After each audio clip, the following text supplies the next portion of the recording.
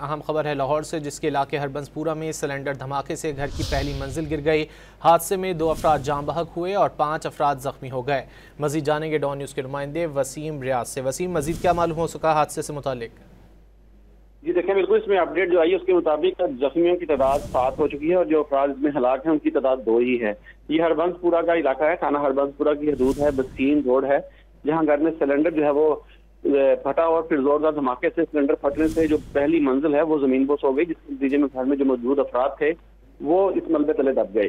मुकामी अफराद ने फौरी तौर पर रेस्क्यू और पुलिस को इतला दी, जिसके बाद इमदादी सरगर्मी शुरू की गई और 7 अफराद को अब तक जिंदा जो है वो निकाला जा चुका है, जो जख्मी है, जिनको मौके पर फर्स्ट एड दी गई और फिर मुकामी अस्पताल में जब मुंतकिल कर दिया गया। जिसके जो 2 अफराद इसमें हलाक हैं उनकी लाशों को वहां से निकाल कर वो भी अस्पताल मुंतकिल कर दिया गया है, जो कानूनी कार्रवाई करने के बाद गुस्सा के हवाले कर दी जाएगी। अभी तक ऑपरेशन जारी है, रेस्क्यू की टीमें मौका पर मौजूद है, मलबा चेक किया जा रहा है।